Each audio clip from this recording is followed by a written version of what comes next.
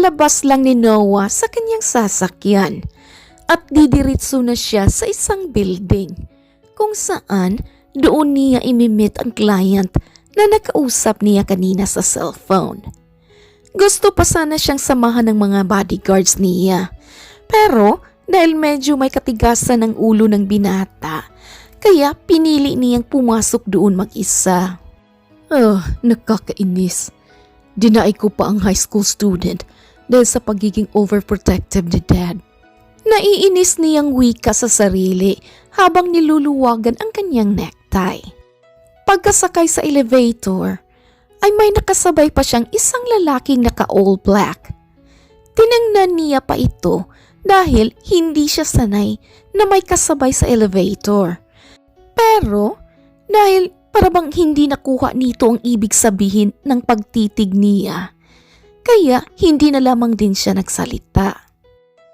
Saktong nasa ika-4 na palapag na sila'y, doon niya na napansin na panay ang pagtitig sa kanya ng lalaki. Noong unay, binaliwala lamang niya iyon hanggang sa lumapit na nga ito sa kanya at akma na sanang tatakpan ng panyo ang kanyang bibig. Mabuti na lamang at naging alerto siya't nagawa niyang labanan ang lalaki. Pero sa huli, dahil walang karanasan sa pakikipaglaban, ay natalo pa rin ng lalaki ang lakas ni Noah at nakatulog. Hindi dahil sa panyong may pampatulog, kundi dahil sa suntok ng lalaki. Nagising si Noah dahil sa malamig na tubig na binuhos sa kanyang buong pagkatao. Sobrang lamig niyon dahil mga ice cubes iyon na ang iba'y naging tubig na. Nang imulat niya ang kanyang mga mata, ay doon pa lamang niya napagtanto na nasa isang silid siya. Puno ng bakal ang silid na iyon at may 5 lalaki sa kanyang harapan.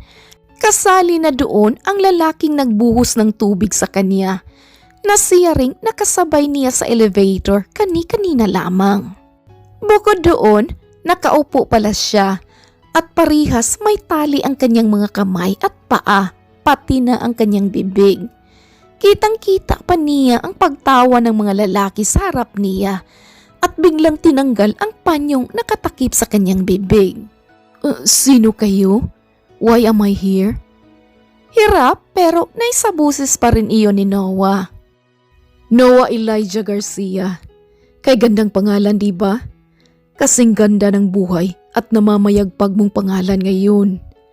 Sino kami? Well, kami lang naman ang mga taong sabihin na nating hindi siniswerte sa buhay. At bakit ka nandito?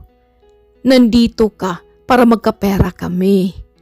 Paliwanag ng lalaki sa kanya. Really? Hindi ba kayo nahihiya sa mga sarili ninyo? Ang lalaki ng mga katawan niyo pero wala kayong mga trabaho? Isang malutong na sampal naman agad ang dumampi sa mukha ng binata. Saka hinawakan ng sobrang higpit ang kanyang buhok, dahilan upang siya'y mapadaing.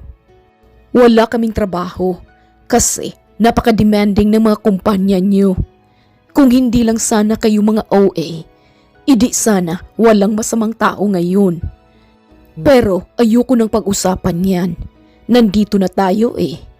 At makinig ka ha, dahil unti-unti kong ipapaliwanag sa iyo ang mga kailangan mong gawin. Una, heto ang cellphone ko. Idikta mo ang numero ng kung sino mang Poncio Pilato ang kailangan mong tawagan kapag emergency. At kapag sinagot, sabihin mo na maglabas ng pera para ilabas ka rin namin dito. At, syempre may malaking at. 50 million ang kailangan namin. What? That's too big. Alangan namang 1 milyon lang. 5 kaming maghahati-hati at 1 beses lang naman namin gagawin to eh. Kaya susulitin na namin. Isa pa, ilang buwan din namin itong pinagplanuhan kaya huwag kang ipal. Huwag ka na ring magreklamo dahil sa itsura at sa background mo pa lang, alam naming lahat na kayang-kaya mo ang 50 million at barya lang yun sa iyo. Kinuha naman agad ng lalaki ang kanyang cellphone at ipinadikta kay Noah ang numero ng kung sino man ang tatawagan niya.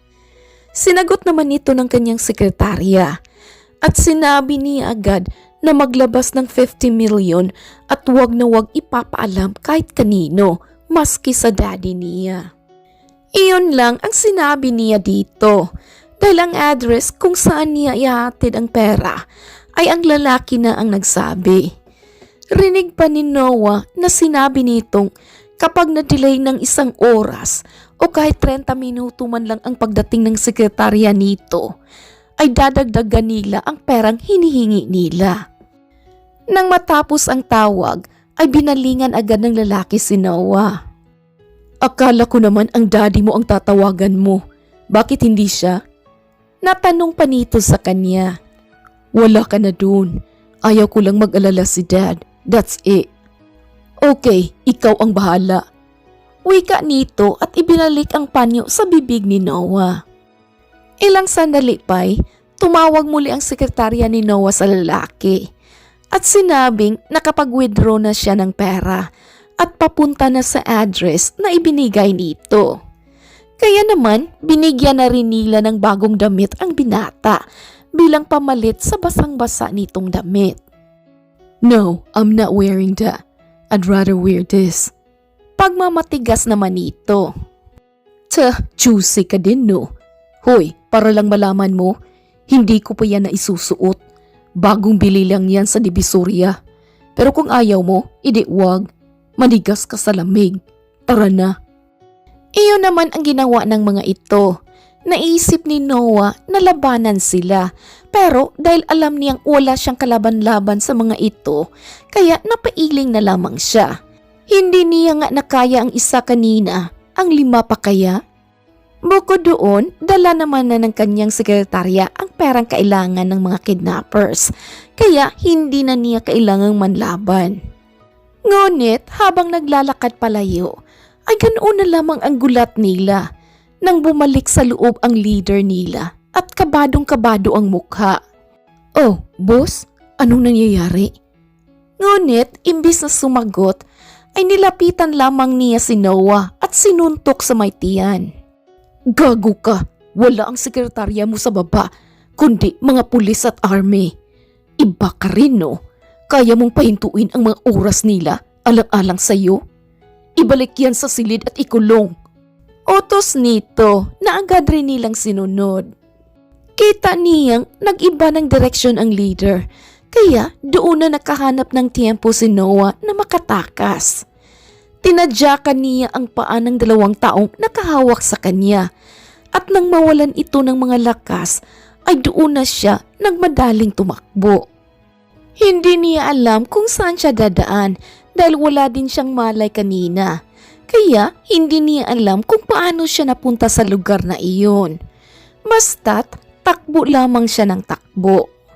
Sinundan naman siya ng 4 na lalaki at pinaputukan pa. Magkahalo na ang takot at kaba ni Noah ng mga sandaling iyon. Ang dami niya pang plano sa buhay. Marami pa siyang marketing ideas. At masyado pa siyang bata para mamatay ng ganun-ganun lang. Oh gee, Diyos ko, I'm not expecting any of these. Sana pala nakinig na lang ako kay Dad. I can't be dead. Hindi pwede. Hindi pa ngayon. Gusto ko pang magkaanak dahil sayang naman ang lahi namin kung hindi ko ikakalat, diba? At dasal niya na hindi na natuloy dahil tinakpan na ng di kilalang tao ang kanyang bibig. Hey, magtatago ka nga lang? Hindi ka pa nag-iingat? Sobrang lakas ng dasal mo ah. Sa sobrang lakas, hindi ka agad maririnig ni Lord.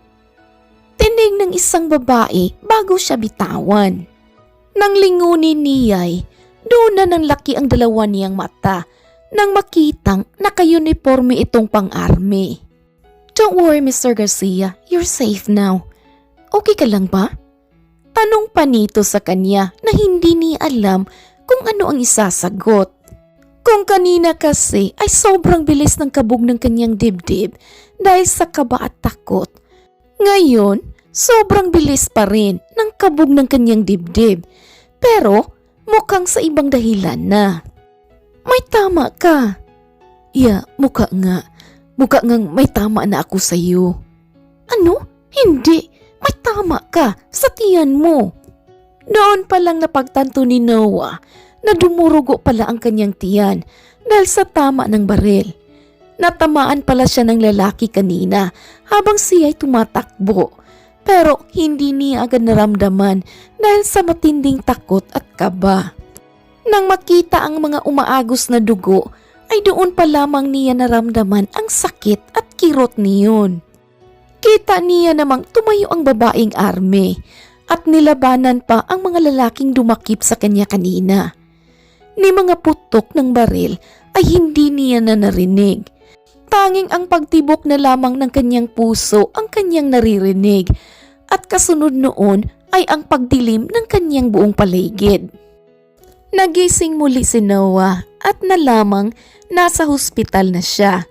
May mga nakakabit sa kanyang kamay at medyo ramdam pa rin niya ang kumikirot niyang tiyan.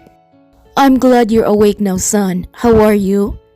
Tinig ng kanyang amang si Don Ramon na nasa gilid niya pala. "Oh, Dad, how did you know?" "Well, ipinaalam sa akin ng sekretarya mo. Nagbilin ka pa daw na huwag sasabihin sa akin.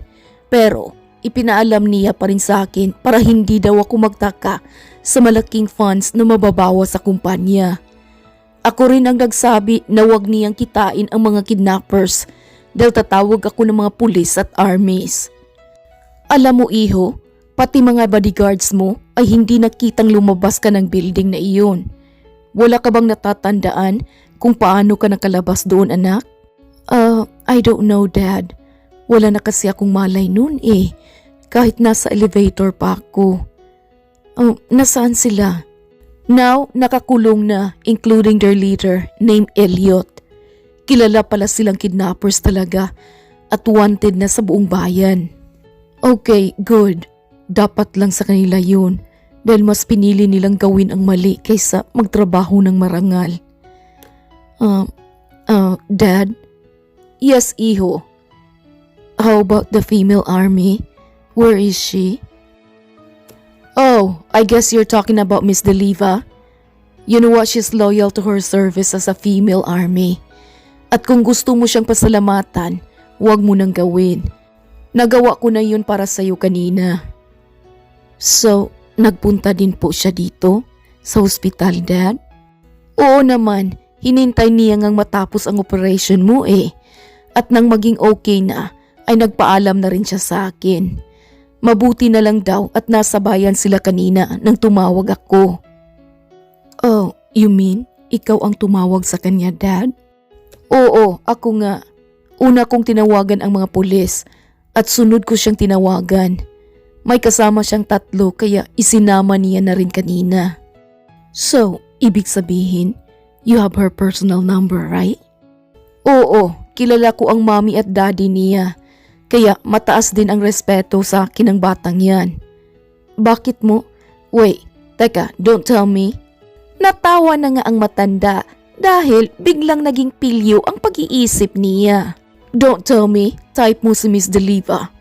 "Naku, iho, hindi lang pala tiyan ang napuruhan sa'yo, kundi pati na rin puso mo." Tawa pa ng Don. "Dad." "Ay nako, oo na, hindi na ako magbibiro dyan sa personal feelings mo. And if you really want her number, okay, sige, I'll give it to you. Pero son, palala lang, wala pa akong nakikilalang boyfriend ito o may nagtagumpay na lalaking manligaw sa kanya. Hindi basta-bastang babae si Miss Deliva. Kaya kung may balak ka mang i-level up ang moves mo, kailangan mong maging handa sa lahat, lalong-lalo na sa rejections." Dad naman, kailan pa ba ako na-reject?" "Well, son, wala pa nga. Pero mukhang malapit na. Kaya be mindful with your words. Don't cross over the line. Baka mamaya mabugbog ka pa nun." Tawa pa muli nito na siyang ikinakamot na lamang ni Noah sa kanyang ulo. Samantalang sa kabilang banda naman, nakaupo lamang noon si Josephine At akmang tatayo para lumabas ng opisina at makapagkape ay ang pagtunog naman ng kanyang cellphone. May mensahe siyang natanggap pero galing iyon sa unknown number. Siya ang tipo ng babae na hindi nagkaka-interes sa mga numerong di niya kilala. Pero nang magsunod-sunod na ang mensahe nito ay doon niya na ito binuksan. Hey, it's me, Noah Garcia. Salamat uli sa pagligtas ng buhay ko. Kababalik ko lang sa sistema ko kaya hindi na kita naabutan para personal na makapagpasalamat. Laman ng mensahe nito. Pero okay lang ba kung magkita tayo after kong makalabas ng ospital? Gusto ko lang talagang mag-thank you. Muli pang mensahe na galing kay Noah. Oh, by the way, nakuha ko ang digits mo kay Dad. I hope okay lang sa'yo. Pahabol pa nito. Napairap na lamang sa kanyang mata si Josephine at imbis na tugunin ang mensahe ng binata ay mas pinili niyang burahin iyon at iignora. Oh, hi Deliva, lalabas ka na ba? Sabay na ako sa'yo. Untag naman ang kasamahan niyang si Fernandez. Oh, okay, sige, tara. Tugon niya dito at umalis na. Habang si Noah ay nakalabas na lamang sa ospital, ay hindi pa rin nagre-reply si Josephine sa mga mensaheng pinapadala niya. Hindi niya tuloy alam kung ano ang iisipin. Kung tama ba ang numerong ibinigay ng kanyang daddy o baka hindi lang nababasa ng dalaga ang mga mensahe niya. Kaya naman pagdating niya sa mansyon ay dumiritso agad siya sa silid ng ama. Hi Dad, panimula niya. Oh, mabuti naman at nandito ka na. Sakto at inutusan ko si Manang na magluto ng bulalo. So what brings you here son? Dad, tama ba talaga ang number na ibinigay mo sa akin? Huh? What number iho? Oh, ni Miss Deliva? Of course. Bakit hindi siya nagre-reply sa mga messages ko? First message ko sa kanya, that was 4 days ago. Nakalabas na lang ako sa hospital and all, pero wala pa rin kahit tuldok man lang.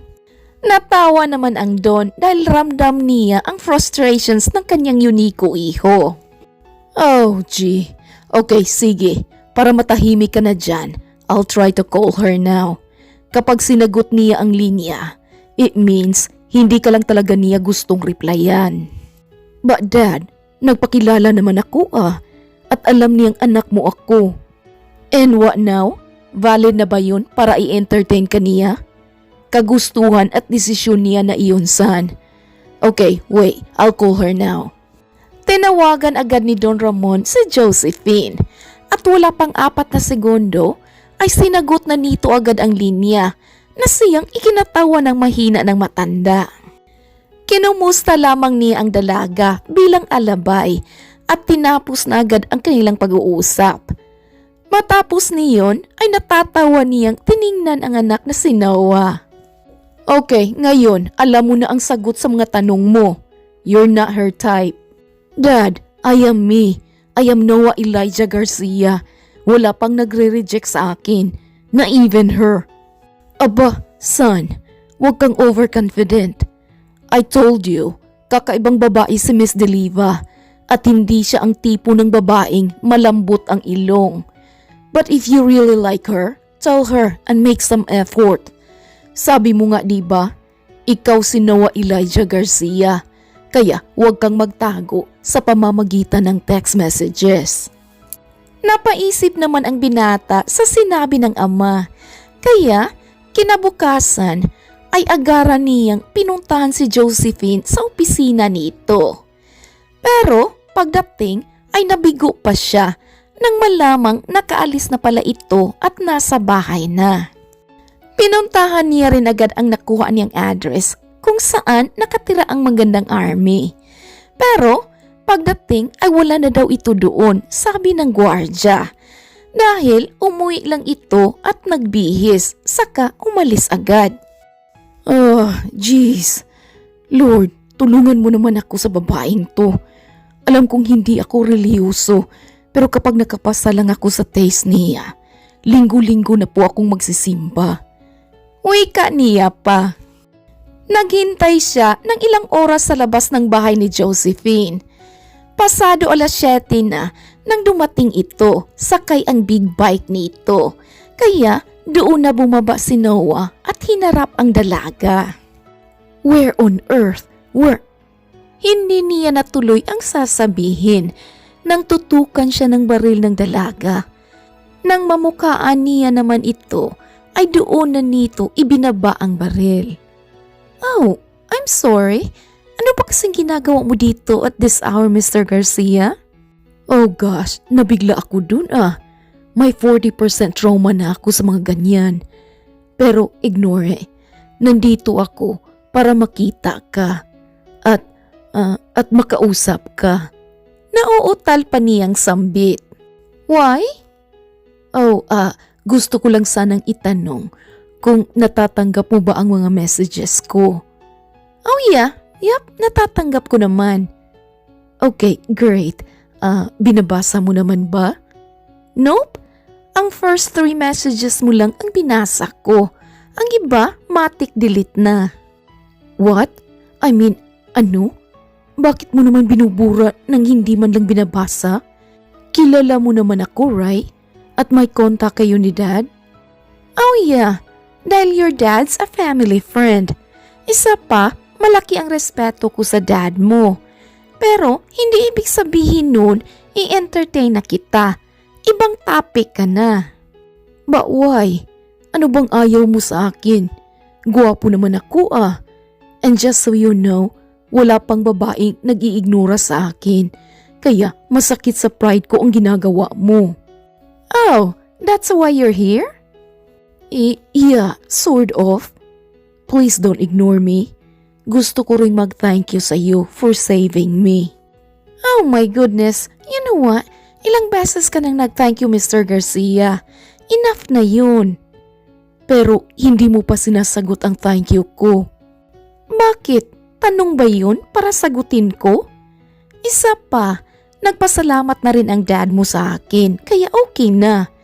Wala lang rin naman yun sa akin dahil trabaho ko yun at obligasyon kong protektahan kayo, kayong mga mahihina. Excuse me? Ako? Mahina? Yeah, bakit? Hindi ba? Kaya pala tudo dasal mo noon para wag ka na munang kuhanin dahil wala ka pang anak at sayang ang lahi niyo? Hindi agad nakaimik si Noah dahil sa hiya. Sa lahat ba naman kasi nang pwedeng makarinig ng dasal niya'y ang babaeng natitipuhan pa niya. Okay, sige na Mr. Garcia. Kung wala ka ng pakay sa akin, pwede ka nang umalis. What? Yun na yun?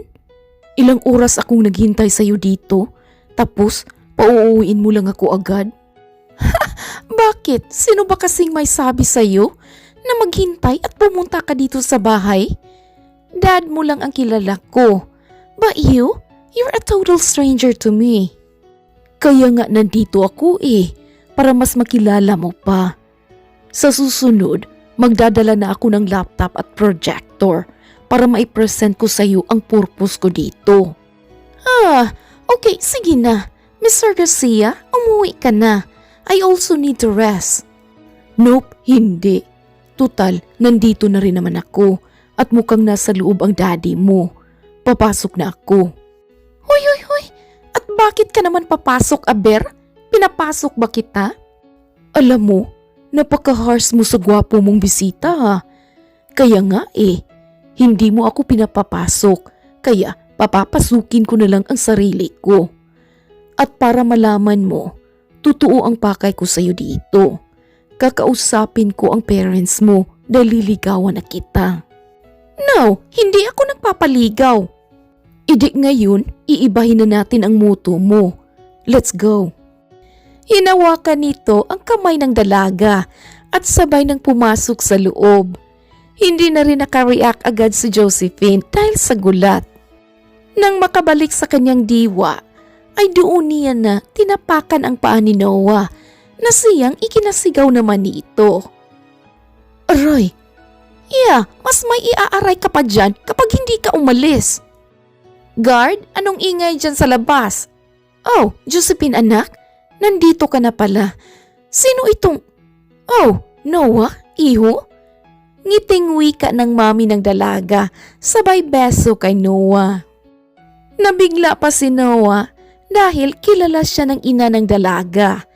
Marahil ay naipakilala na siya noon ng kanyang ama dito. O baka dahil sa mabango niyang pangalan sa larangan ng negosyo. Okay, pumasok ka sa loob, iho. Anak, pumasok ka na rin. Hindi mo naman sinabi na may bisita ka pala. Ngiti pa ng ginang at nauna nang pumasok sa loob.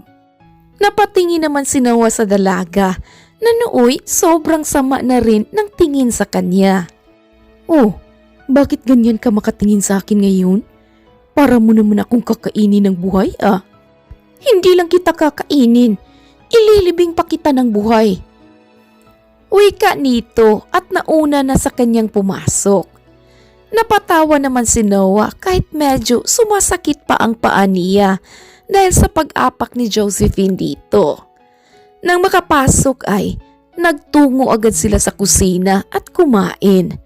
Nasabi pa ng ina ni Josephine na wala doon ang kanyang asawa dahil may business trip daw ito sa ibang bansa at sa susunod na linggo pa ang balik.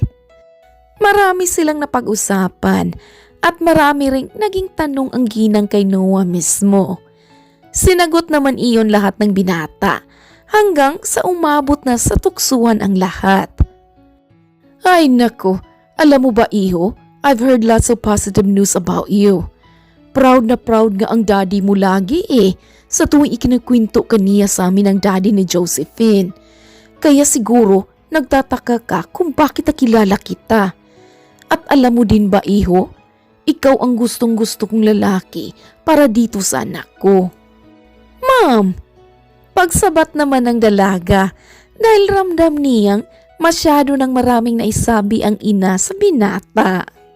Why iha, totoo naman Ang mga kagaya nitong si Noah ang gusto namin ng daddy mo para sa iyo. Or if wala kang makitang kagaya ni Noah, pwede din si Noah na lang mismo. Tili pa nito. Kitang-kita sa itsura ni Josephine ang pagkailang at ang hiyang nadarama.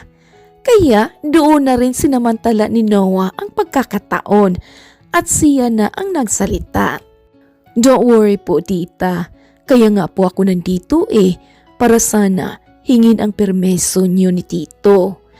Alam kong ngayon pa lang tayo nagkita at nagkakilala ng personal, pero gustong gusto ko po talaga ang anak niyo at ayaw ko pong hanggang doon na lang lahat. Tita, if papayagan niyo po ako, liligawan ko po ng formal ang anak niyo. Kilig na ang ginang. Kaya naman umuuna ito agad, bagay na siyang ikinabigla at ikinatayo ni Josephine. Ma'am, tanungin niyo naman muna ako. Hindi po ako nagpapaligaw at wala po akong balak na pumasok sa isang relasyon. Ay, Josephine anak, hindi ka na bumabata. Papayag ka na lang ba na tatanda kang walang kasama? In fact, Noah's a great man. He will protect you. Great man. Mas matapang pa nga po ako dyan I don't need a man and I don't need his protection. Nakakalimutan mo yatang sundalo ako, ma'am. I can always protect myself. At ikaw, Mr. Garcia, ha? Huwag mong gamitin ang pangalan ng daddy mo dito. Okay, total tapos ka naman ng kumain, diba? Okay, sige na, umalis ka na. Tita, ang harsh ng anak mo sa akin. So naghahanap ka pa talaga ng kakampi, ha? Aalis ka dito o kukunin ko ang pinakamalaking baril ko? Ano na? Ha? Okay. Sa takot ay dali-dali ngang nagpaalam si Noah sa ginang at kumaripas na ng takbo palabas. Nang gabing iyon ay sobrang sakit ng ulo ni Josephine dahil sa inis kay Noah. Nagawa niya namang ikwento iyon kay Fernandez, kaya tawa lamang ito ng tawa sa kabilang linya. Kinabukasan na napag-usapan pa rin nila iyon ng kaibigang si Fernandez, kaya napapairap na lamang siya sa kanyang mata. Pwede ba, Fernandez? Huwag na nating pag-usapan yan. Sirang-sira talaga ang gabi ko kagabi eh. Tas si Mami, butong-buto pa kay Noah. Sana nga tumigil na yun. Yeah, pero paano kung ayaw pa rin tumigil? Ewan ko na lang. Pero ngayon, mas mabuting mag-focus na lang tayo sa trabaho natin. Pinal na wika nito. Nagdaan ang mga araw at naging maayos naman ang takbo ng mga araw ni Josephine. Hanggang isang hapon, saktong kakalabas lamang niya ng kanyang opisina, ay nakita niya si Noah na nasa labas at mukhang hinihintay siya. Hindi naman siya nagdalawang isip na lapitan ito. Ikaw na naman? Talaga bang nagiging stalker ka na? Irap niya dito. What? Stalker?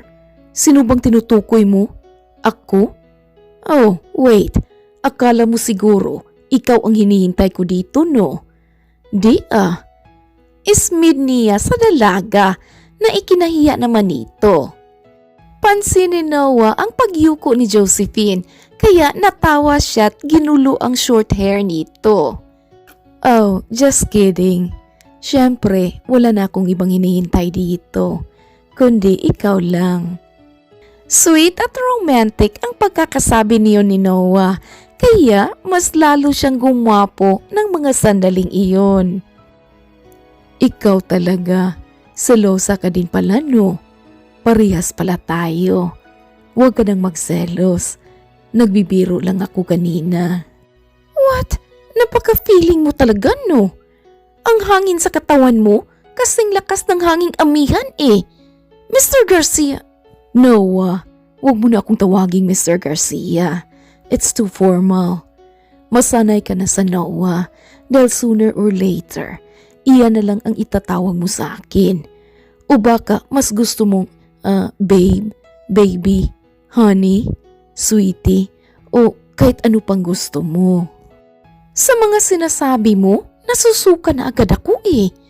Kung thankful ka pa rin na sinagip ko ang buhay mo, okay na yun. Kaya please, tantanan mo na ako. Kung alam ko lang na ganito pala ang kahinat na ng lahat, edi sana hindi na lang kita sinagip at hinayaan lang kitang mabaril dun. Grabe ka sa akin Kaunti na nga lang kaming gwapo dito sa mundo. Isasakripisyo mo pa ako? Isa pa, nabaril na nga ako diba? But look at me now, healthy and kicking. Siguro gusto din talaga ni Lord na tayo ang magkatuluyan. Tuluyan kita dyan eh. Ayaw mo talaga akong tantanan ha? Sige. Babalik ako ngayon din sa loob at kukunin ko ang pinakamalaking baril ko doon. Ay sus, iyan lang naman lagi ang panakot mo sa akin eh. May malaking baril din ako dito. Mas delikado pa to sa baril mo dyan. Kasi kapag pumasok ang bala nito sa'yo, hindi ka makakapagtrabaho ng 9 na buwan. Oh, ganun ha? Sa inis ay tinarget naman agad ni Josephine ang harapan ni Noah, kaya napaluhod agad ito sa sakit. At mang-aalis na sana ang dalaga nang lingunin niyang muli si Noah at makitang nakahiga na ito sa kalsada. Noong unay, akala niya'y nagpapanggap lamang ito, pero nang tingnan niya pa ito ng ilang minuto, ay doon niya napagtantong hindi talaga ito gumagalaw. Kaya doon na niya tarantang nilapitan si Noah at nagpatulong na buhatin ang binata sa loob ng sasakyan niya. Dinala niya ito sa ospital at napakagat pa ang kanyang labi dahil sa labis na pag-aalala. Nang maging okay naman ang binata, ay dali-dali niya na itong sinundan papunta sa silid nito at hintaying magkamalay.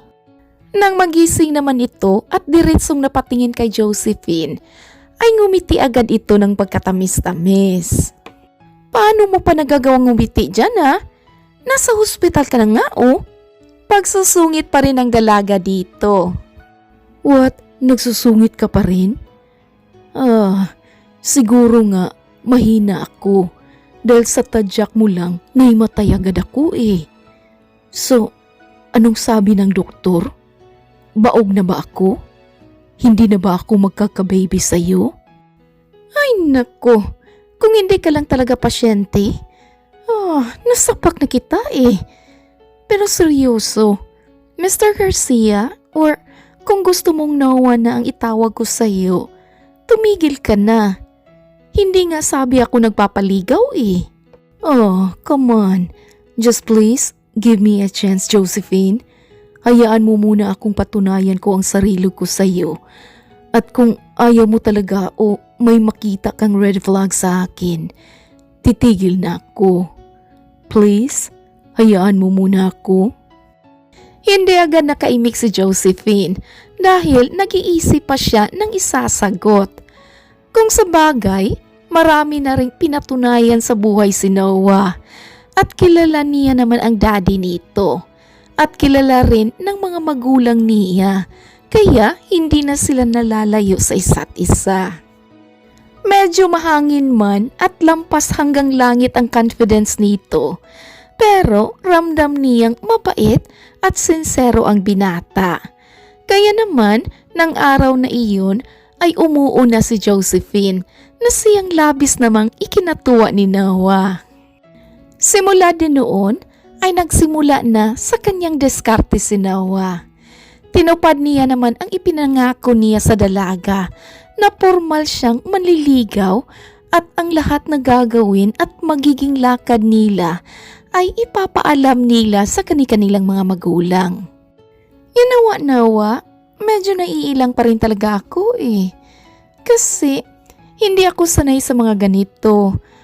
Wala naman kasi akong planong pumasok sa mga ganito eh. Wika pa ng dalaga nang sabay silang maglakad-lakad ni Noah sa parke ng gabing iyon. Oh, problema ba yun? Masasanay ka din kalaunan at wala akong planong itigil to hanggat hindi mo sinasabi. I really like you, Josephine. Sobrang sobra pa sa sobra. Alam ko dahil palagi mo namang sinasabi sa akin yan eh. Pero Noah, aware ka naman diba na hindi magiging madali ang sagot na hinihintay mo? Oh yeah, at willing akong maghintay. Mamahalin pa rin kita kahit gaano katagal. Alam kong mahal mo ang bayan dahil isa kang tapat at matapang na sundalo. Kaya, i-enjoy mo muna yan sa ngayon. Dahil kapag sinagot mo na ako at mag-propose ako sa iyo, papakasalan agad kita at sa bahay ka nalang mananatili. Ngiti ng binata dito na siyang ikinangiti na rin ng dalaga. Ni minsan ay hindi pumasok sa isipan ni Josephine ang pagnunobyo, pag-aasawa at ang pagbuo ng isang pamilya. Pero sa mga araw, linggo at buwang nakasama niya si Noah ay para bang may kaunti sa paniniwala niya ang nagbago.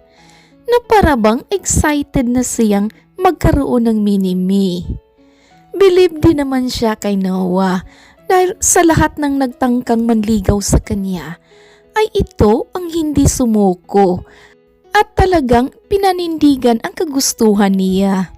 Kaya hindi rin siya nagsisisi na binigyan niya ito ng tsansa dahil magmula simula hanggang ngayon ay consistent pa rin ito sa mga magagandang katangiang kanyang ipinapakita.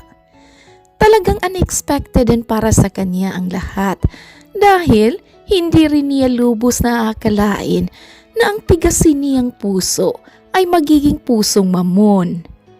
Umabot ng 1 taon ang panliligaw ni Noah sa dalaga at wala pa rin pinagbago. Ganoon pa rin ito. Kaya naman, ng araw na plano niya ng sagutin ang binata, ay sinadya niyang tipunin ang mga importanteng tao sa buhay nila para maging saksi ang mga ito sa kanyang matamis na pag-oo.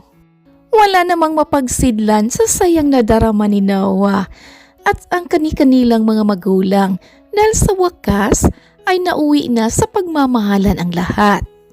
Sa susunod, love, Yes naman ang isagot mo kapag nag-propose ako ha.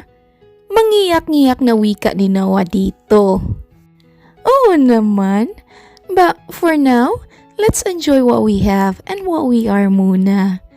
Masaya akong minahal kita at masasaya pa akong mamahalin ka sa mga susunod na mga taon. Ganoon din ako, love. Mahal na mahal kita.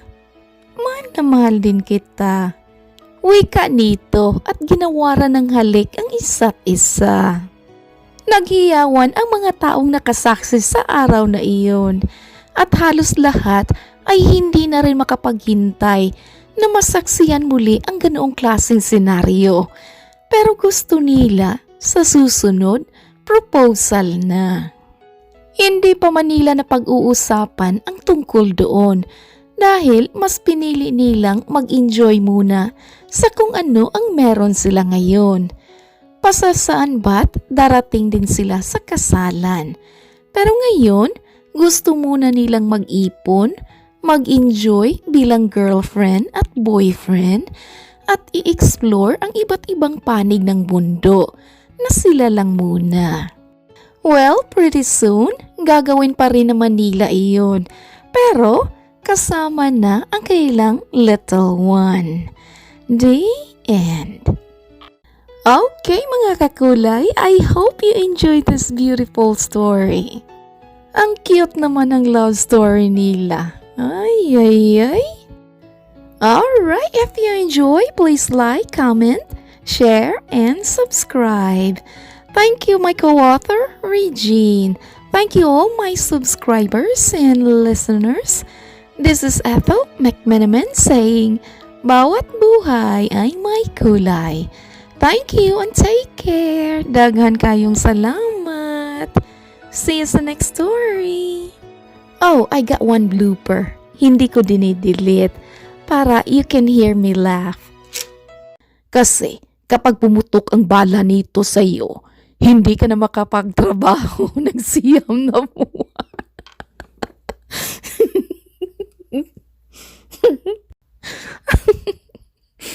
Oh my gosh, ano ba to? Okay, I hope I made you smile. Alright, have a great day.